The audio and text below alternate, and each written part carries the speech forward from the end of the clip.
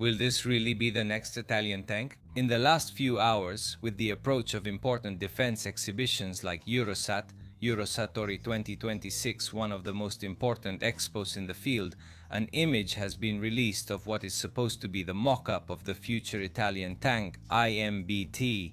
Before analyzing the images we have, however, it's important to make two major points. The first concerns the reliability of the configuration shown, which, since it is still in the development and refinement phase, could undergo more or less extensive changes before reaching a final configuration. The second concerns the choice of systems. In fact, the configurations shown use German solutions, while we know that the model that will fill the ranks of our armored units will make extensive use of Italian components. Now, this last point is very important to emphasize because Italy, as you may recall, had initially chosen the German Leopard. But precisely because of the lack of willingness from the Germans at KNDS to meet the Italian request to keep a share of the work in Italy, well, our country knocked on Rheinmetall's door, with whom an Italian-German joint venture was then signed, which, by combining their respective expertise, will create two hybrid platforms, the Lynx and the Panther. This will have stellar returns, industrial experience, and the jobs that will remain in our country. Well, now let's get started for real. I'll just tell you that in this technical analysis we find the signature of Mondo Militare, who has been following defense and MBT-related topics for years. You can find the channel in the first comment. Let's start with the most criticized and obvious element of the vehicle, namely the size of the turret. Without bringing up complicated issues that would require a dedicated video, like the shot traps that are already dividing enthusiasts, the turret, which from the angle shown in the photo vaguely resembles an Ariete turret on steroids, appears extremely bulky. This is due to the composite armor modules, which suggest relatively high levels of passive protection on the front side, and to the installation of the Strike Shield APS system, placed on both sides of the turret and the hull. This defense system, developed by Rheinmetall, will be the APS chosen both for our MBT and for the previously mentioned Lynx program, and it consists of a series of modules applied to the sides of the hull and turret, which activate independently from each other.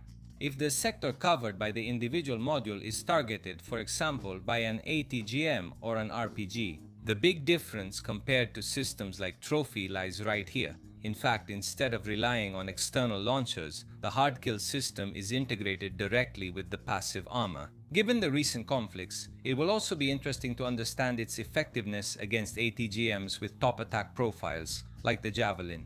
And it's not clear, even though Rheinmetall lists 9 real threats among those that can be intercepted by the system, how effective it actually is.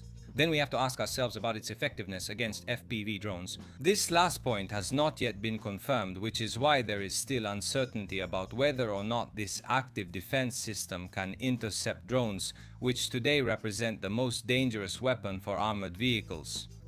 As we've often mentioned to you, in Lebanon we see it with the Merkava tanks. Even though they have the Trophy APS available, they are having difficulties against drones because they are hard to detect. Allow me to use the term compared to other threats coming in at higher speeds. Still in the field of protective armor, you can see that they chose to install armor even on the turret roof. An important and particularly problematic area precisely because of the spread of drones and their attack profile. Specifically, it seems they chose a hybrid solution with ERA equipped with detonation sensors, rosy smoke systems, and passive armor, making the turret roof one of the most protected areas of the vehicle. However, for drone defense, a remote control turret is used, equipped with what appears to be the EcoGuard radar, a system also seen on the pre-prototype of the M1E3, which allows the identification and interception of aerial threats like drones up to a maximum of 3 kilometers. I should also point out that in the case of ground threats, the range is increased to 11 kilometers for vehicles and 8 kilometers for personnel, for human beings, just to remind us what we're talking about. The turret would give the vehicle the ability to effectively and autonomously deal with the drone threat without necessarily having to use the APS, which is also a more expensive system, the APS. We know that in the Italian configuration, our vehicle will use Leonardo's heat roll, the heat roll turret, but we don't know the fate of the EcoGuard, whether it will be integrated or if we'll see an Italian solution. Let's move on to the main armament. There aren't actually any big new developments. The models were shown with a standard Rheinmetall 120mm L55 gun, but we know that the Italian version will use a gun of the same caliber, still L55 but developed by Leonardo, derived from the 120/45 used by the B200 Euro. The use of a 30mm coaxial is also interesting.